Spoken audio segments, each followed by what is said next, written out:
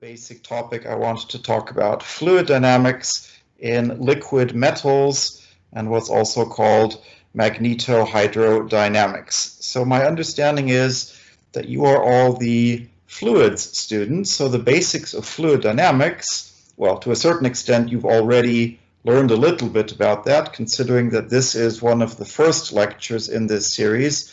There is still a lot of aspects of fluid dynamics that you will undoubtedly learn throughout the rest of the semester and even following on from that. But I hope that by now anyway, the very, very basics of fluid dynamics, you're already reasonably familiar with that.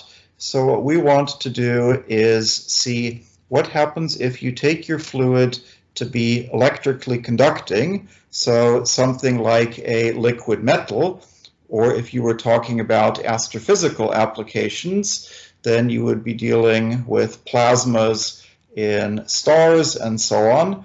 But the basic idea is you need some sort of an electrically conducting fluid, and then you have additionally magnetic fields, and then the combination of the electric currents that can flow in that fluid and the magnetic fields, that changes the entire topic sufficiently that it is given this entire separate name, magnetohydrodynamics. I should say also, as you can see here, I am specifically in this astrophysical and geophysical fluid dynamics group. So as far as the applications are concerned, I will say a little bit at the end about some astrophysical and geophysical applications. Well, mostly, of course, I will just focus on the basic fundamentals that would apply to any MHD situation. But then, yes, we'll also say a little bit about some specific astrophysical and geophysical applications. There are, in fact, also industrial applications of MHD, in particular something like aluminium smelting. That is a very, very important industrial application of MHD, but we will not have time to discuss that here. Okay, so what are the basic foundations of MHD then, and why is it so radically different from ordinary fluid dynamics that it deserves to be given a completely different name on its own? Well, this equation here in blue, that is the Navier-Stokes equation that I hope you are already familiar with by now. So du by dt is minus u dot grad u. Well, really that part originally started out over on the other side of that equation, and those two terms together are the advective derivative.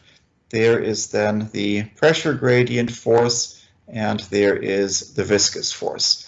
So that equation in blue, I hope that you've seen that before and are at least reasonably familiar with some of the results that you can get out of that. So what we want to focus on then are these additional bits in red that constitute the subject of magnetohydrodynamics then.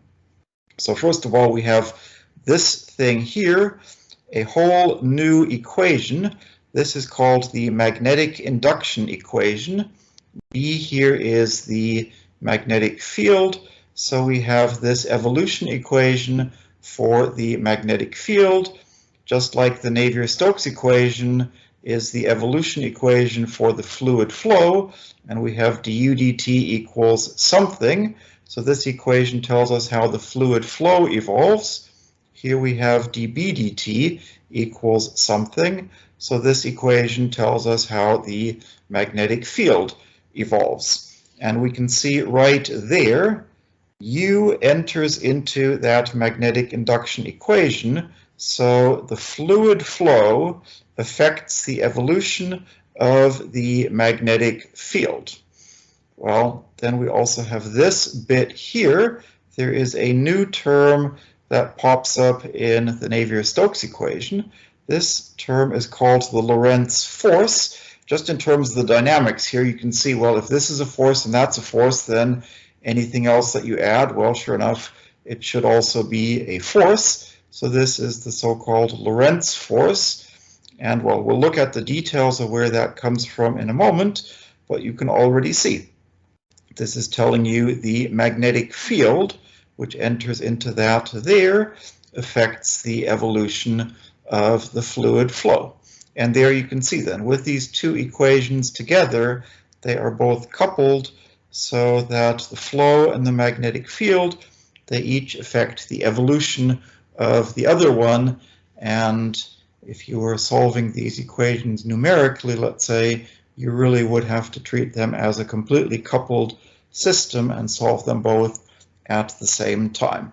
Well, here's just in words, and most of this you'd already know, of course. I already told you U is the fluid flow, B is the magnetic field. You already know that P is the pressure and rho is the density, and that is the viscosity, and all these derivatives, of course, you already know just from what you've studied before in fluid dynamics, what all those basically mean. So let's go through then and see, can we try and understand, well, we want to focus on, let's think about this equation here, first of all, the magnetic induction equation. Where does that really come from? What is the physics that goes into that? And in the process, we'll see also there is a certain approximation, the so-called MHD approximation, that goes into writing down that induction equation. So we will want to understand where all of that came from. And then afterwards, we'll have a look at that bit. So let's look at the ingredients to that magnetic induction equation. So there is something called Ampere's law, and that says curl of B is some constant mu times J, and J is the electric current density. So this result, well, expressed in words, it says electric currents generate magnetic fields. So anytime you have an electric current, so that would say you know something about the J quantity here, then Ampere's law tells you if J is non-zero, so if you have any electric currents at all, then curl B is non-zero, and if curl B is non-zero, then obviously B has to be non-zero as well. So any electric currents at all will necessarily always have associated with them magnetic fields. And the classical example of something satisfying Ampere's law, if you look up textbooks on electricity and magnetism, this is the sort of configuration that they will show. Imagine that you have an infinitely long wire like so, and down that wire you run an electric current. And I've color-coded things here. The wire I've indicated in blue, and the current I running down that wire there is also indicated in blue. Then the textbooks tell you the associated magnetic field with this is a field that swirls around the wire like so. So it only has a phi component, and the precise formula is given by this result here. It's this constant mu times I divided by 2 pi r, and again this field is purely in the phi direction. Now if you write down that formula and ask yourself, is that formula consistent with that general Ampere's law? Well, you can convince yourself, yes, it does work. If you were to take this B, well, remember there's a unit vector E phi in there, so take the curl of that resulting vector and you just look up what is curl in cylindrical coordinates, and sure enough you would find the curl of that vector is identically 0 everywhere except where you have that singularity when r is 0, of course, and that is consistent with the picture because the electric current, of course, is 0 everywhere away from the axis. You only have that current singularity sitting right on the axis. And to convince yourself that that singularity also is consistent with Ampere's law, well, you have to do things a little bit more sophisticated. For example, you could take the Ampere's law and integrate it once around that sort of a circuit, and then you use various vector calculus results, the curl integrated around a loop like that, etc., etc. You apply various results, and you find, sure enough, this formula is completely consistent with Ampere's law. Well, originally, of course, when experimentalists and theoreticians and people like Ampere and Maxwell were working this out more generally, it was much, much harder, because what they started out with is just these experiments. I mean, doing this sort of experiment, you go into a lab and you set up your very, very long wire, and you just carefully measure the magnetic field everywhere in the vicinity of that wire, and it doesn't take you very long to figure out it's purely in the azimuthal direction, so that's pretty easy. And figuring out that the intensity drops off like 1/r, that's not too difficult either. So doing an experiment like this and convincing yourself that this is the right formula that goes along with this particular experiment, that's relatively straightforward. To generalize from lots and lots of similar experiments like this and say the completely general formula is that is much, much harder, and that really took many decades of experiments involving hundreds and hundreds of different configurations. And even then, Maxwell and those other people, it took quite a bit of insight to figure out this really is the general form. But that's ultimately one of the important ingredients that we want. Here is another one. Again, this is just classical electricity and magnetism, something called Faraday's law.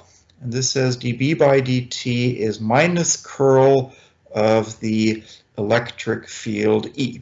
So expressed in words, this says a changing magnetic field produces an electric field. You can see it right there. If the magnetic field changes in time, then the curl of E is non-zero, which means E itself must necessarily be non-zero. And again, the way people discovered this experimentally, well, essentially going back to these sort of experiments, imagine you've set up an experiment like this in your lab, and you just flick the switch from off to on to suddenly instantaneously switch on the current in your wire. What that means is you now instantaneously switched on the current there, so your magnetic field just suddenly goes from off to being on. Well, that's obviously a sudden abrupt change in a magnetic field, and then people discovered totally by accident that it generated a sudden blip of electric field, and in particular that sudden blip of electric field would show up as maybe a spark or something like that in a completely separate apparatus that they had. And you can imagine something like that is sufficiently interesting that you would explore that in more detail. If you have a bunch of configurations of wires set up in your lab and you switch the current on in one of your wires and you suddenly notice there's a spark in what you thought was a totally different wire, that is indeed sufficiently interesting that you would start exploring that in enough detail, and eventually people realize this is the sort of relationship there.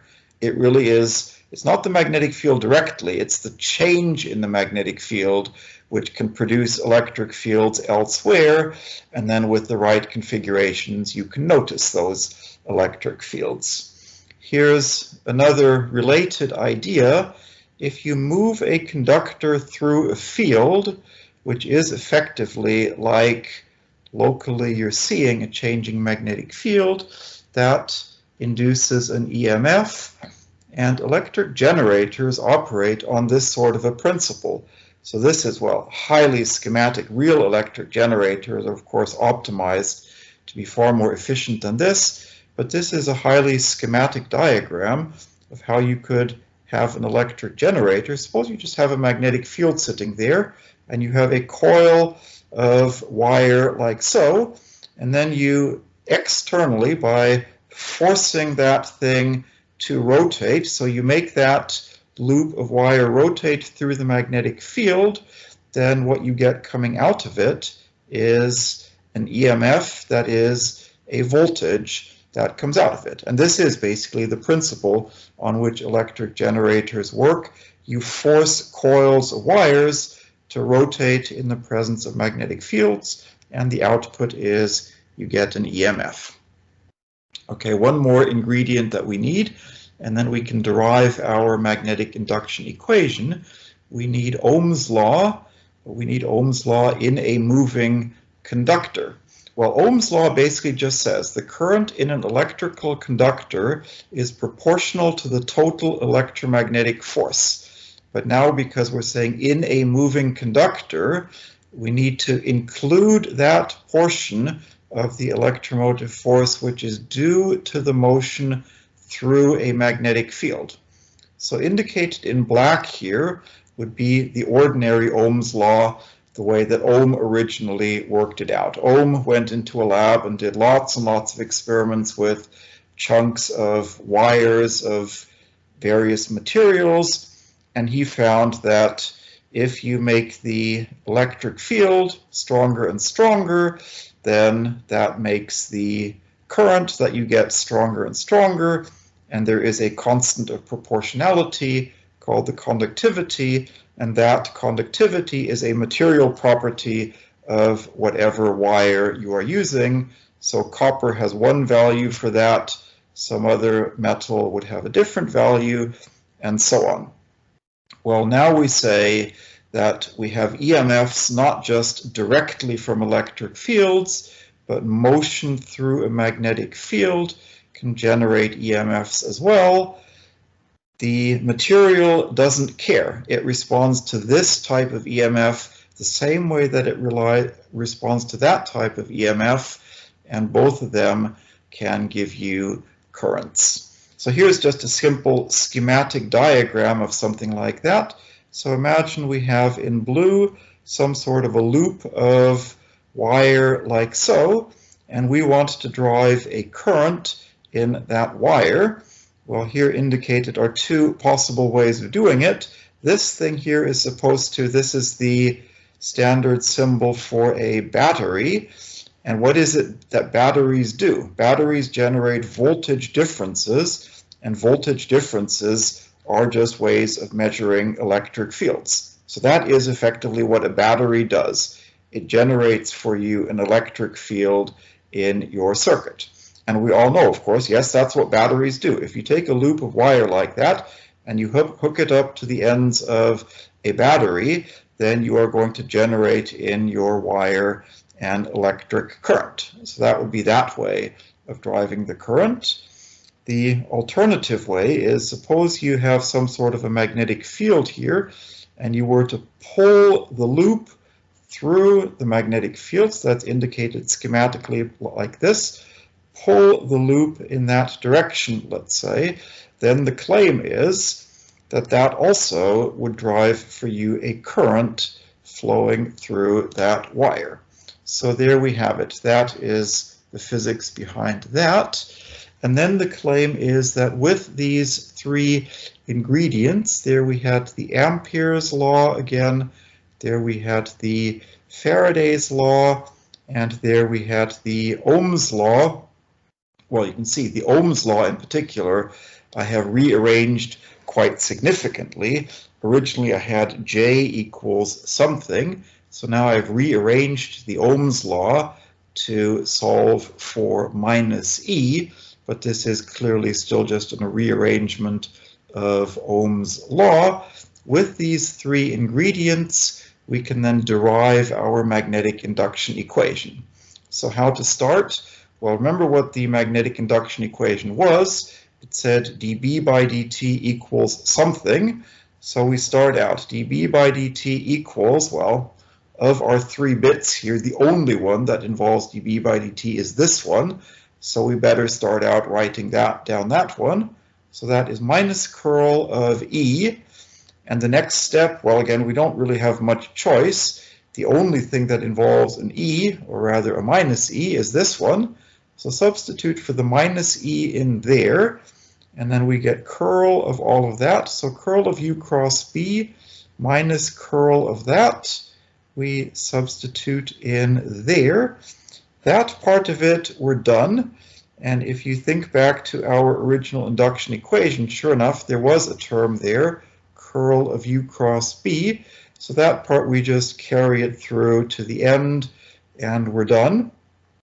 This part here, we need to do a little bit more work. we have the sigma inverse J. Then we say from Ampere's law, we know what J is, so we can substitute that in there. Well, then this combination here, sigma inverse, mu inverse, those are just, well, this is that thing that came from the Ampere's law. We haven't said much yet about what that is. It's just one of those constants floating around in Maxwell's equations. That there we agreed is the conductivity. Well, this whole combination, sigma inverse, mu inverse, we can certainly give that a name. Let's call it eta, and this is the resistivity, is what it's called. If this quantity is constant, then we can pull it outside of that curl, and then we would have minus curl of B. Then we use a vector identity, and that, well, if you look up the vector identity, it says minus curl of a vector is plus the Laplacian of the vector, and then I forget, it's either plus or minus the gradient of the divergence of the vector, but in this case, the divergence of a magnetic field is 0. That is one of Maxwell's equations, so that part disappears, and that's also why I don't need to remember whether it's the plus or the minus, the gradient of the divergence, because it disappears anyway. So minus the curl gets replaced by plus the Laplacian of B. So there we have our derivation then of the magnetic induction equation. And again, we can compare that with what we had there. So sure enough, that is the equation that we just derived. And comparing some terms here, we notice this equation here plays essentially the same role as the viscous term does in the Navier-Stokes equation. So the physical interpretation of that thing is essentially the same as a viscosity, just like viscosity tends to diffuse things away, and it wants to make U tend to 0. This term also tends to want to diffuse things away and make the magnetic field go to 0. So that thing, the resistivity, you could also call it the magnetic diffusivity. That's its physical interpretation. Right, so there we were. That is the induction equation that we just derived there. Let's also go back to the full set of Maxwell's equations that you can look up in any textbook on electricity and magnetism. So there they are, full set of 4 Maxwell's equations that govern all electromagnetic phenomena. Some of these you can see will look familiar by now. There certainly is exactly the Faraday's law that we had before. There, indicated in black, is the Ampere's law that we wrote down before. Indicated here in red, there is an extra term that we did not include in our derivation of our magnetic induction equation. We neglected this term, and that is exactly this so-called magnetohydrodynamic approximation that we made. When we derived our magnetic induction equation, any time you use this magnetic induction equation, you have made this approximation where you have neglected that term there. So let's say a little bit about, well, why is that term in Maxwell's equations at all? Why did Maxwell realize that you need that sort of a term? Why can we neglect that term after all? Why do we want to neglect that term? Well, the reason that Maxwell included that term in his equations is because of this issue of charge conservation. Now, charge conservation is such a basic property of electromagnetic phenomena that was actually known well over 100 years before Maxwell ever formulated these sort of equations. As soon as any of those people, Ampere, Faraday, Volta, all the rest of those people started doing any experiments at all with electromagnetic phenomena, the idea that charge is conserved was probably just about the first thing that they ever discovered. So they discovered you can move this stuff called charge around if you agree that it comes in two varieties, which you're going to call positive and negative. Then you can make the positive charges cancel the negative charges, but that's it. Otherwise, the only things you can ever do with charge are move them from one place to another, in which case that constitutes an electric current, or let's say you can make the positive charges cancel the negative charges, but you can never make charge just disappear or appear out of thin air. Charge is definitely conserved. Well, as you may recall from when you've studied fluid dynamics already, the Navier-Stokes equation by itself is not the only equation governing fluid dynamics. You also have the equation of mass conservation. And in exactly the same way, we have an equation of charge conservation, and this is the equation of charge conservation. d by dt of the charge density plus the divergence of the current density equals 0. And if you compare that with the equation of mass conservation in fluid dynamics, it is essentially the same thing. The mass conservation equation would be d by dt of the mass density plus the divergence of the density times u equals 0.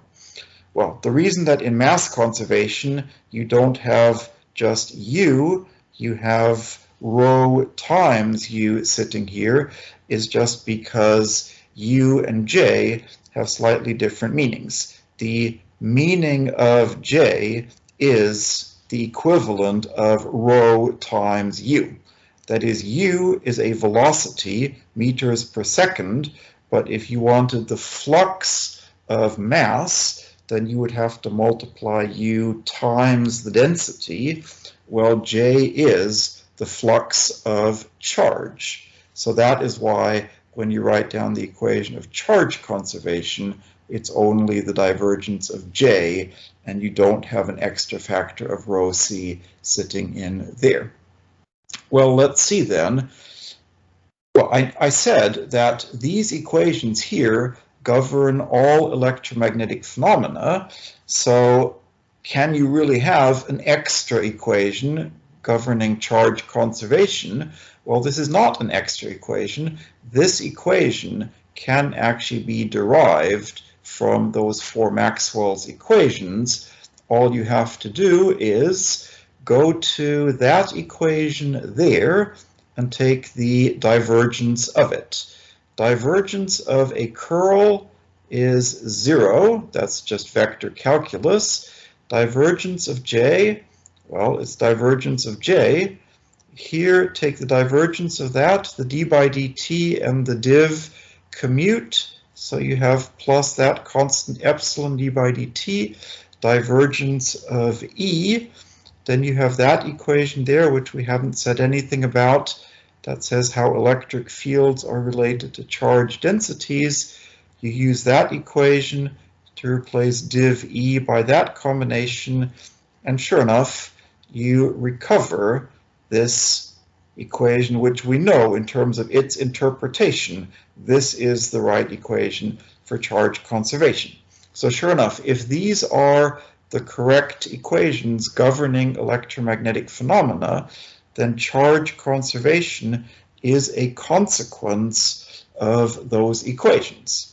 So historically, charge conservation was known long before any of these equations were written down, but the way that it is presented in textbooks on electricity and magnetism is these four here are Maxwell's equations, and then you derive the charge conservation equation as a consequence of those equations.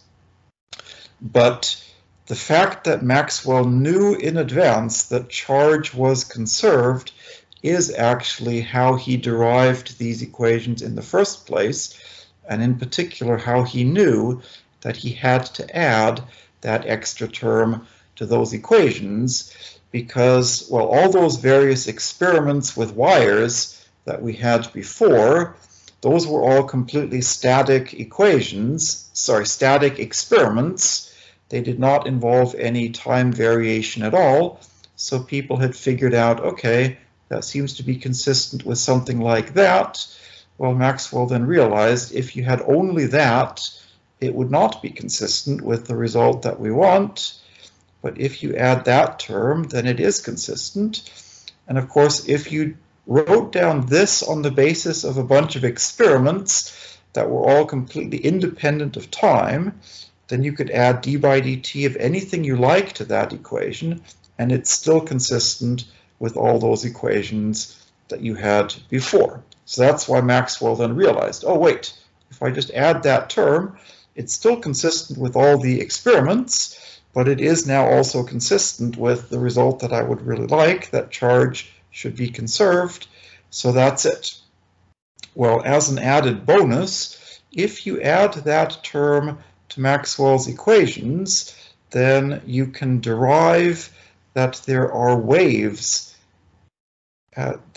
as a set, these set of equations. Then there are solutions to these equations that are of the form of waves. You can derive this vector wave equation, and the speed of those waves is given by that. These things are both experimentally measured constants, so you can just plug in some numbers. The speed that you get out for this agrees very well with the previously measured speed of light. So that it's at that point that Maxwell realized, oh wait, these things called light, which people previously hadn't really known what actually is light. Well, once he realized you add that term to the equations, then you recognize light is actually an electromagnetic wave. And that was really the amazing insight once you have the full set of Maxwell's equations. That also is exactly why we want to make this approximation and delete that term again.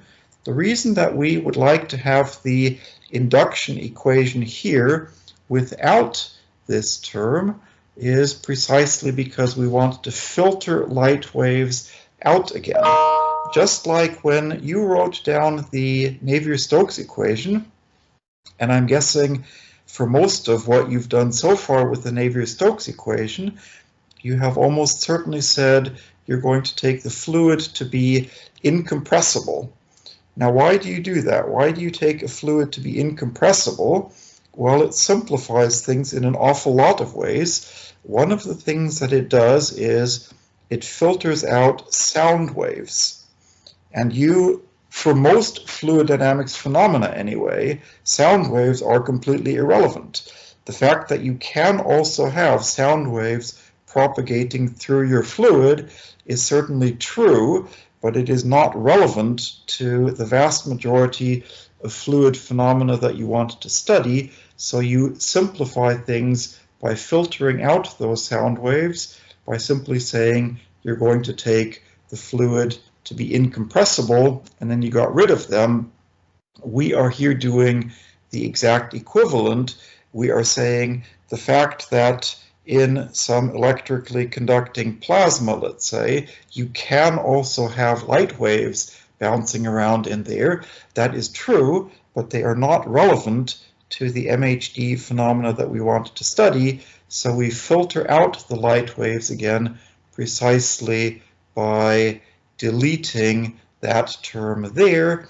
And as long as we are talking about phenomena that are slow compared to the speed of light, then in the vast majority of cases it is legitimate to make this approximation, just like for fluid phenomena.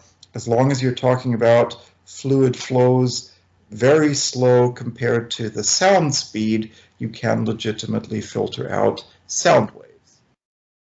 Well, time is ticking, so let's continue on then. Now that we've derived our induction equation here, let's think about the physical interpretation of that.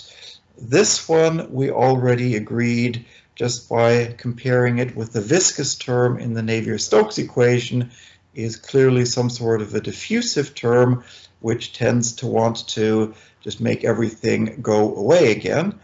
This term here, I claim, should also be familiar to you. This is just an advection. When you looked at the Navier-Stokes equation, you probably have, I hope anyway, that you've already derived something called the vorticity equation. If you take the curl of the Navier-Stokes equation to get rid of the pressure gradient term, you derive the so-called vorticity equation. And go back in your notes and look that up. The vorticity equation looks exactly the same as this, except that, well, instead of that, of course, you would have the viscosity term sitting, and instead of a B, you would have the vorticity.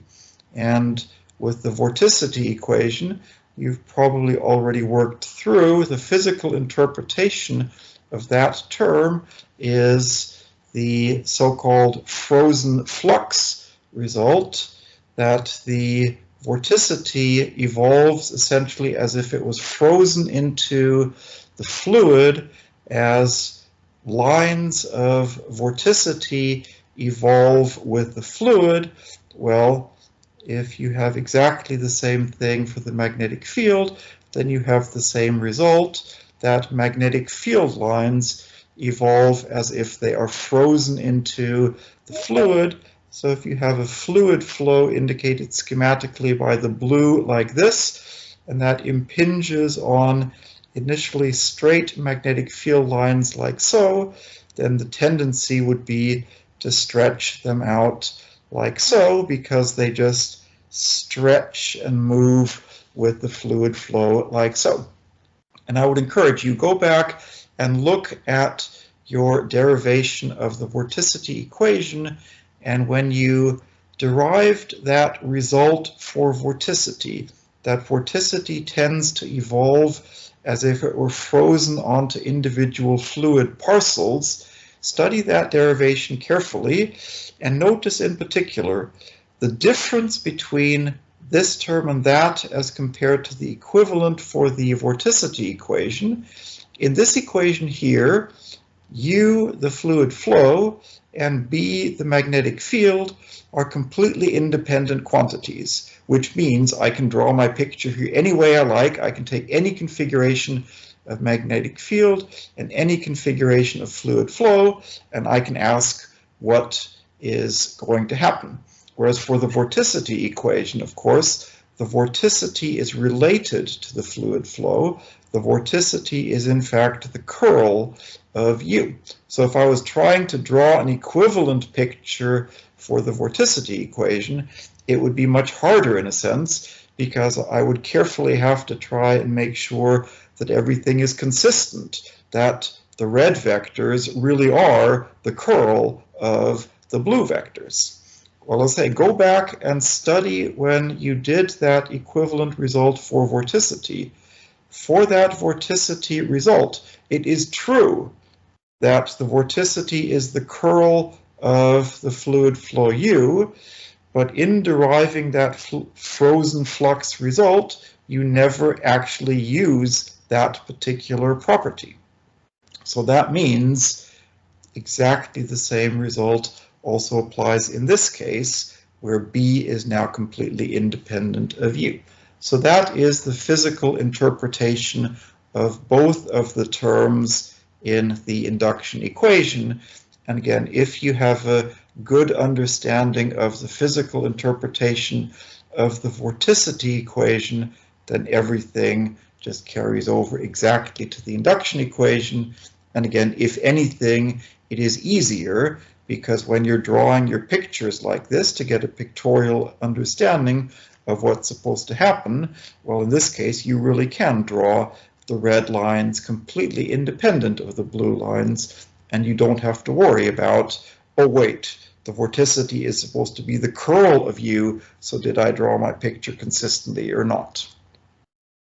Right, so that was all about the magnetic induction equation. So very quickly, let's go back to the Navier-Stokes equation, and then let's say at least a little bit about some of these geophysical and astrophysical applications. So there again is the Navier-Stokes equation.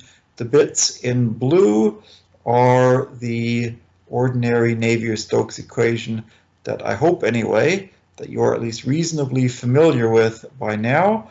And the bit in red is the new term that we have to add for MHD applications. Now, I hope you already know that the Navier-Stokes equation is basically just Newton's second law, F equals ma, written on a per unit volume basis. So mass per unit volume, well, that's density. So that explains that factor there.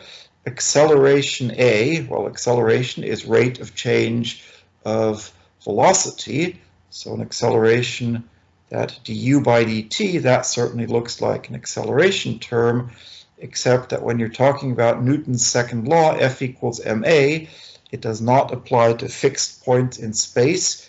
It applies to particular material objects. So we need the acceleration following particular fluid parcels.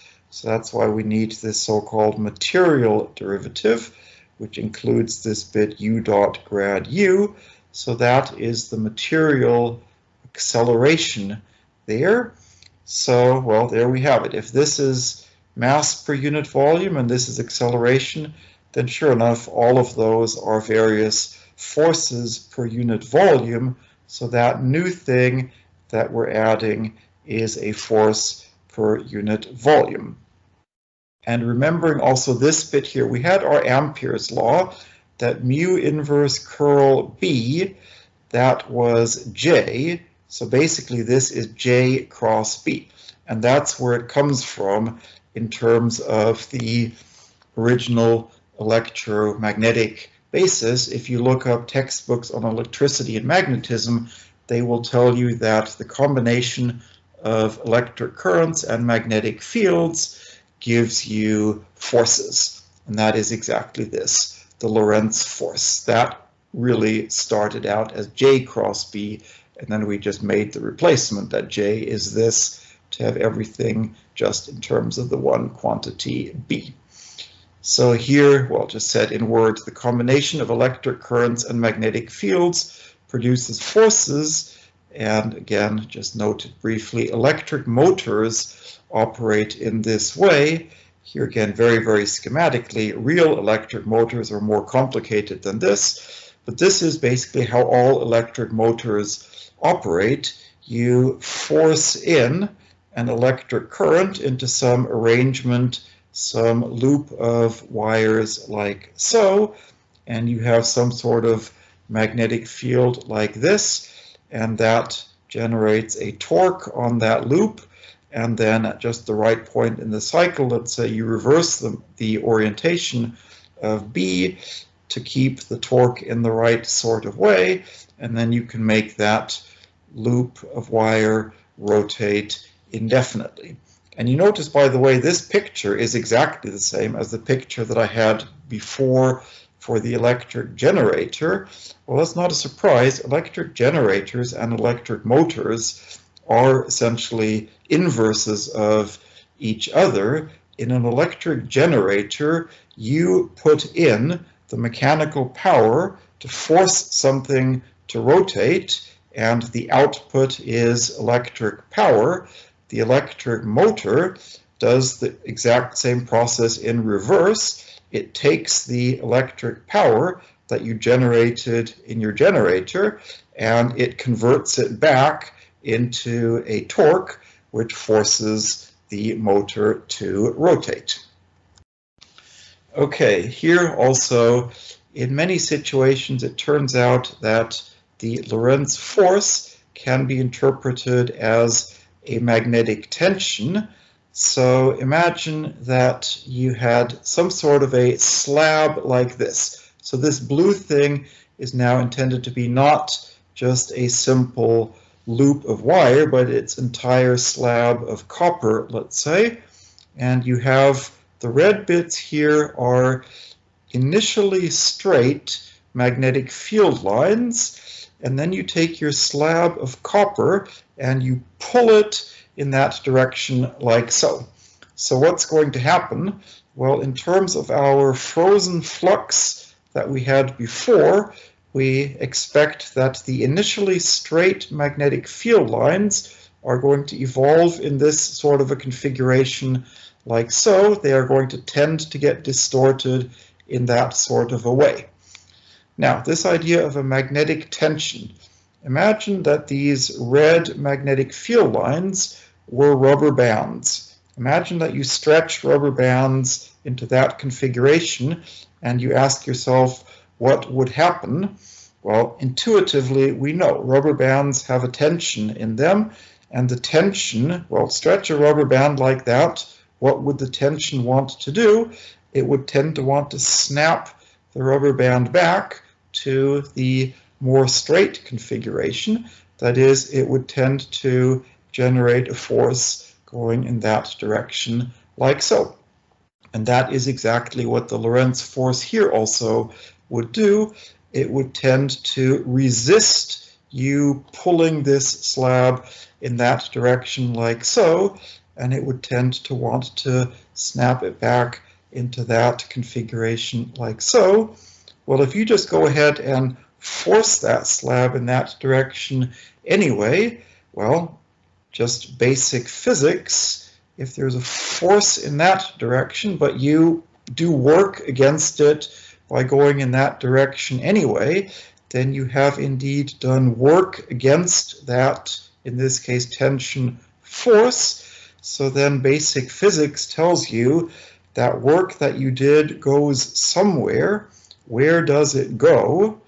Part of the kinetic energy of the motion, or equivalently just the work that you are doing to move that slab, it gets converted into magnetic energy.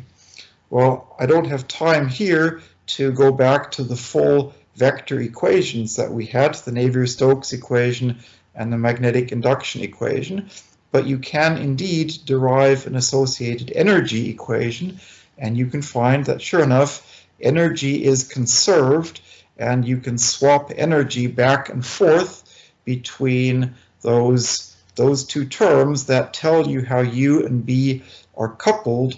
Those serve to allow you to convert energy back and forth between either magnetic energy or kinetic energy.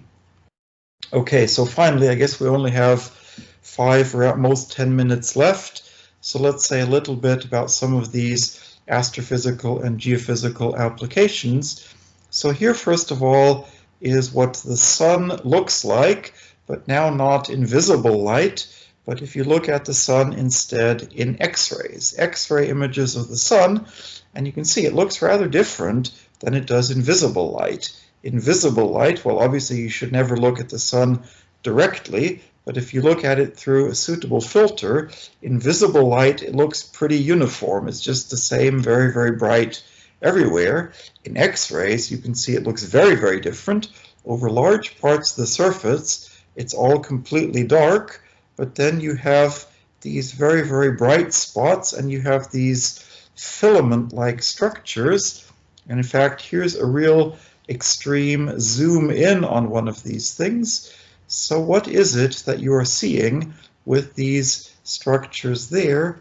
What you are seeing are literally the magnetic field lines. This is a magnetic field line like so, and what you're seeing, the reason that it's relatively homogeneous along the magnetic field line is because the electrically charged particles, they can move very easily in the direction along the field line, but if they ever tried to move perpendicular to the field line, then the electromagnetic forces force them instead to just basically spiral around the field line, and they find it very difficult, therefore, to move perpendicular.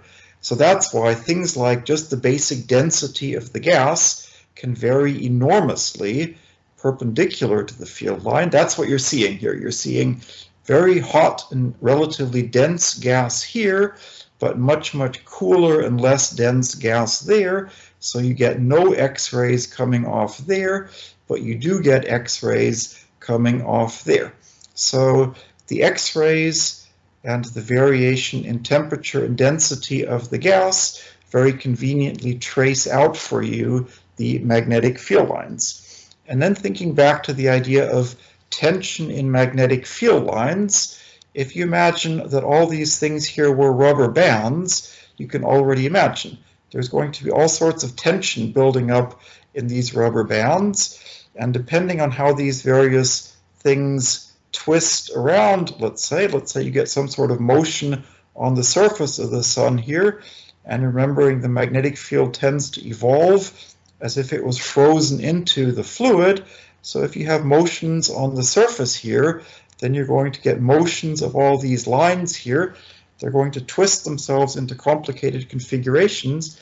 Every once in a while they could maybe explosively rearrange themselves into different configurations.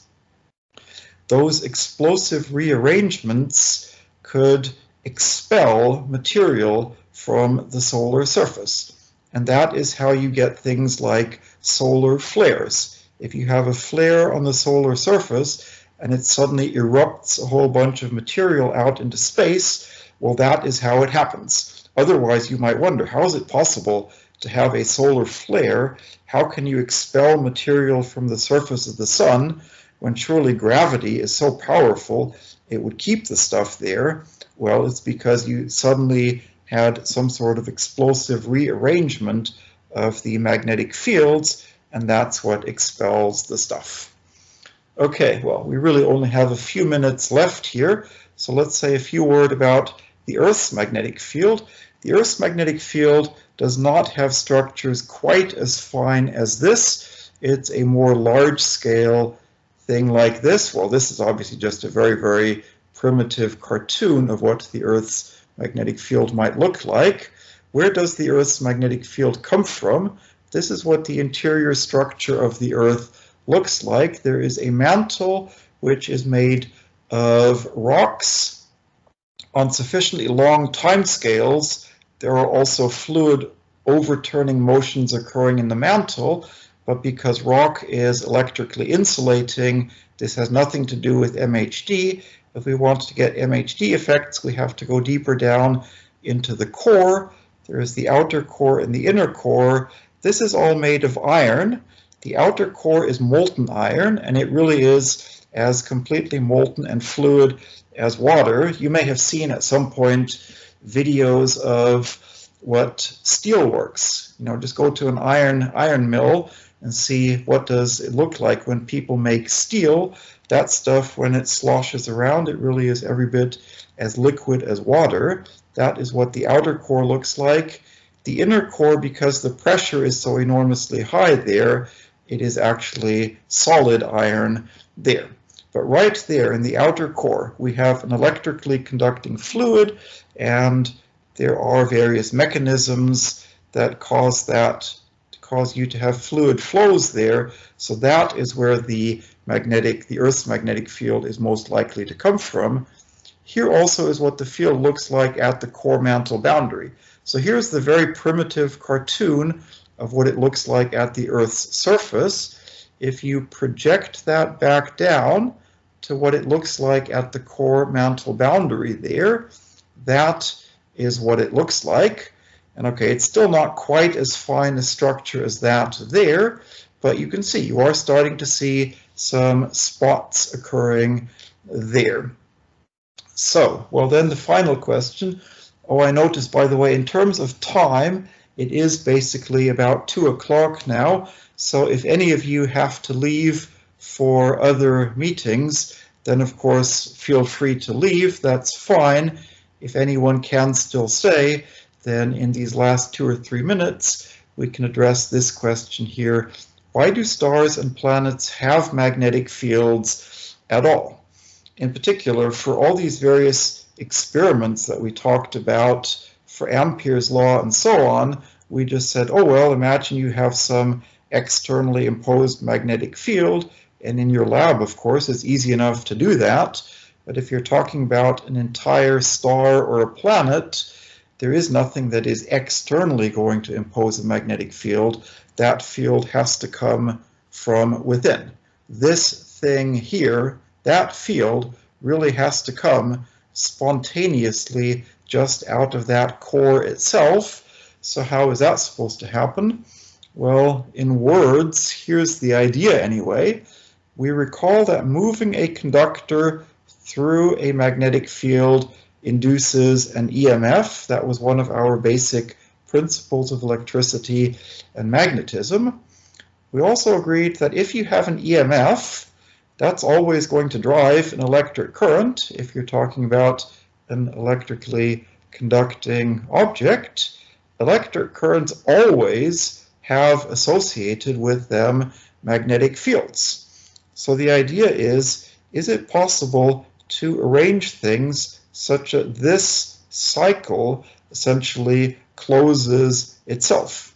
You start out with a magnetic field, that gives you an EMF, that drives electric currents, that generate magnetic fields. Can you somehow take these magnetic fields and use those to reinforce your original field in such a way that you don't need the externally imposed field at all? And that idea is this so-called Dynamo Theory, and that asks this question: is it possible to generate magnetic fields simply by stirring an electrically conducting fluid? Well, the objection that people raise at this point is, well, wouldn't the electric currents just instantly short circuit themselves? I mean, think about the idea that we're saying here, basically. The idea is, suppose you take a bucket of mercury, so you have a bucket of an electrically conducting fluid, and you stir this thing. So you stir your bucket of mercury. Can you spontaneously get a magnetic field popping out of that? The objection that everyone would say is, well, any electric currents in a bucket of mercury are just instantly going to short circuit themselves because everything is connected to everything else. The currents can flow in that bucket of mercury any way they want. They can surely short circuit themselves. Well, the idea is nothing in nature is truly instantaneous. So what we really need to do is we have to compare the timescales on which this short circuiting would occur with the timescales on which you are stirring that bucket. So let's go back to our magnetic induction equation and let's just see what are the timescales associated with that term. That's the diffusive term, which is the short circuiting. That's the term which wants to just make everything go away. And just from basic dimensional analysis here, the timescale on which that term short circuit things is L squared over eta, where L is a typical length scale. And eta, well, we agreed that is a material property of your fluid. For pretty much all liquid metals, it's on that sort of an order of magnitude. So this is the value for molten iron, but mercury would be something similar. The stirring time scale here, well, the just dimensional analysis tells you if you have some velocity u and the dimensions of your bucket are L, then what is the time that it takes you to go once across your bucket, let's say? Well, it would be L divided by U. So that's the stirring time scale. And the ratio of those two defines a so-called magnetic Reynolds number, which is UL over eta. And you can see why it's called a magnetic Reynolds number. I hope anyway that you are familiar by now with the ordinary Reynolds number. That would be UL divided by the viscosity. So the magnetic Reynolds number is the same sort of combination, and it plays a similar sort of role. It measures the magnitude of that term relative to that term. So to have any chance at all of achieving this so-called dynamo action, we better have that term be much, much more important than that term. So let's say we need that factor to be at least 10 or so. So if you're storing things at least 10 times faster than you're short-circuiting them, then maybe, possibly, this dynamo action is going to work.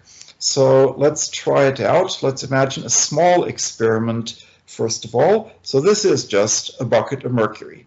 So we take our bucket and we say, all right, the size of our bucket is, let's say, 30 centimeters across. How fast can we stir our bucket? 10 centimeters per second. We can certainly manage something like that. And you take that, and you take our estimate for what eta is, and the short circuit time scale is a tiny fraction of a second.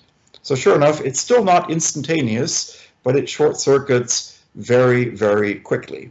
Whereas the stirring time scale is 3 seconds, and the ratio of the two gives you a magnetic Reynolds number of 0.02. So sure enough, a small experiment like that, sorry, no, it's not going to work. You stir a bucket of mercury like that, you are not spontaneously going to get a magnetic field popping out of it. Well, let's have a look at the Earth then. So the Earth, very conveniently, the length scale in the Earth is gigantic. The diameter of the core is 6,000 kilometers. What is the fluid flow in the core? A little bit tricky to get an estimate for that. In fact, it comes from just this. You notice here I said this is the picture for the particular year 1980. Well, we have data for lots and lots of years, and you just look at the data for 1990, let's say, and you notice that these various patches have moved a little bit. They tend to move in a westward direction. And we agreed that magnetic fields tend to evolve as if they are frozen into the fluid. So if you see these intense flux patches moving, the most natural interpretation anyway is that they are moving because they are frozen into the fluid. So that's all you have to do. Just see how much did one of those patches move in the course of a decade, and that gives you at least a reasonable estimate for a velocity in the Earth's core. So that is where those estimates come from. So now you take that, and you plug it in, and your short circuit time scale is several 100,000 years. That most certainly is not instantaneous anymore. And it comes all from the fact that your length scale is now so absolutely gigantic, and L enters here as L squared. Whereas L only enters the stirring time scale as L, so your stirring time scale is still long, but your stirring time scale is now actually very short compared to that, and the ratio of that to that is now in fact several hundred. And the fact that this number is sufficiently large, that is why the Earth can spontaneously generate a magnetic field even without any externally imposed magnetic field. Well, let's go back then and say, okay, our small experiment here didn't work, but suppose we just try a large experiment. We're going to build something very big, 3 meters in diameter, and instead of stirring it at a measly 10 centimeters per second, we're going to put some giant propeller in there, and we're going to stir that stuff at 10 meters per second. So we are really churning our fluid around here. Well, again, just plug in the numbers. The short circuit time scale is now 5 seconds. The stirring time scale is now a small fraction of a second. The ratio of the two is 20. Well, that's still cutting it very close, but you're at least in with a possibility. And now this really is my final slide. This is an example of an experiment like that. So this is a giant sphere, and you can see here's some technicians standing next to it. So you can see that sphere really is 3 meters in diameter, and there are propellers in there, and they really do churn their fluid around. at speeds on the order of 10 meters per second. And well, experiments like this are ongoing, and people are hoping anyway to get magnetic fields spontaneously popping out of experiments like that. But well, anyway, we've definitely run quite a bit over time now, so I think we better stop there. But if anyone does have any questions, then I am happy certainly to hang around a bit longer and answer any questions that anyone may have.